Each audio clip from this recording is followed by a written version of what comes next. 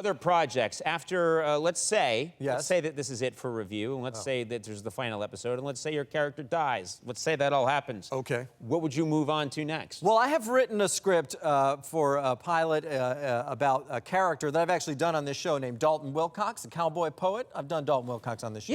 Yes, yes. I remembered really like. One guy remembers. Yeah, one guy. Your agent's here. So. Dalton Wilcox, the cowboy poet. Yes. And you think that this could be what? Could it be a series? Could it be a movie? Oh, it could be anything, Conan. It could be it'll be the biggest thing that ever happened in the world. Oh. It's because Dalton Wilcox is a cowboy poet. He believes he is plagued by vampires that are trying to kill him. It's just a belief that he has. Why can't you have a normal thought?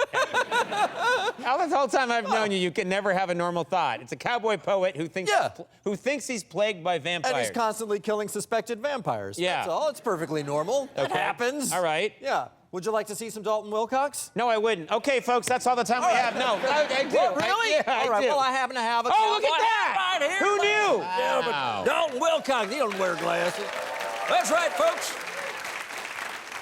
Good evening, my name is Dalton Wilcox. I've been referred to by myself and sometimes others as the Poet Laureate of the West, and tonight I'd like to share with you some of the wit and wisdom of the West that I'm so famous for having chronicled.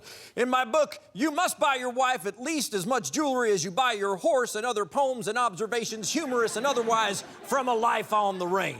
Wow, that's a long title, Dalton. I wanted to make it a lot longer, but I got here we go. heat from the publisher. This is my most famous poem. This poem won the Pulitzer Prize of the West. Okay, here we go.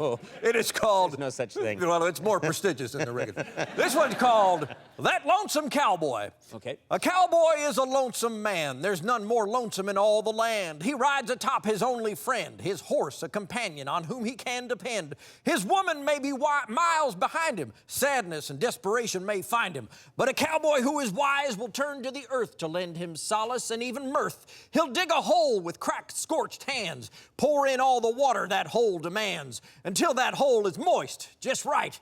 The earth will never put up any kind of a fight.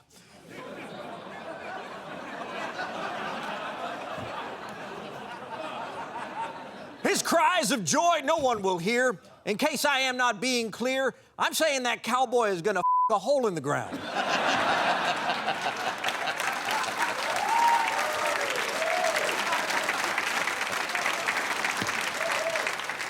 We all do it. That's what I've found. Any cowboy that knows that lonesome hell can fashion a land Virginia well. If a cowboy seed worked like other seeds, there'd be cowboys growing everywhere across the plains like weeds. That's a fine poem. Wow. Now, I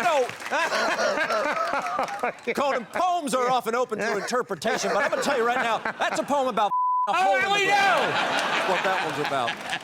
That's what it's about. We know. Oh, all right. I just want to make clear. You made that abundantly clear. Well, a lot of times people say, what's that a metaphor for? It's not a metaphor, it's about all right, that's it.